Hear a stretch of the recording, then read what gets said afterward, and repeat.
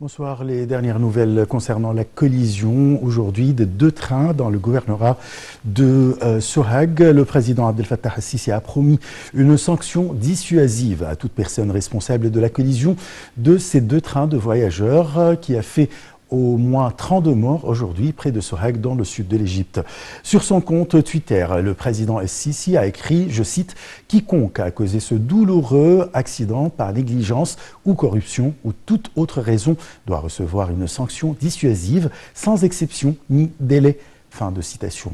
Le président a ordonné le déplacement du Premier ministre et des responsables concernés vers le lieu de l'accident. Il a souligné que cet incident tragique nous donnera plus de force et de détermination pour mettre fin à ce genre d'accident.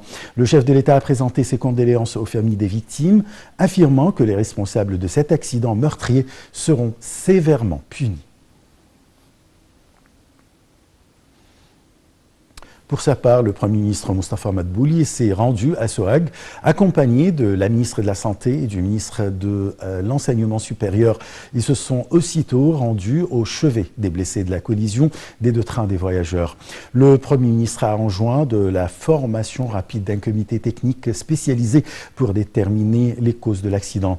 Il a martelé que le responsable de cet accident sera interrogé et puni, tout en présentant ses sincères condoléances aux familles des victimes.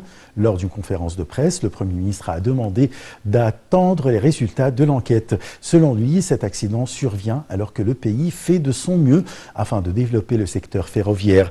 De son côté, la ministre de la Santé, Hala Zaïd, a affirmé que les hôpitaux avaient reçu des ordres de faciliter les aides aux blessés. La ministre de la Solidarité sociale, Nevin Qabbej, a, elle, annoncé l'envoi d'aides et de compensations aux victimes. De son côté, le grand imam d'Al-Azhar, Cheikh Ahmad Al-Tayyib, a déploré les victimes de la collision des deux trains de voyageurs près de Sohag. Al-Tayyib a présenté ses condoléances aux familles des morts, tout en souhaitant un prompt rétablissement aux blessés. Le mufti de la République, Shawqi Alem, a également pleuré les victimes de l'accident de Sohag et a adressé ses condoléances aux familles des morts.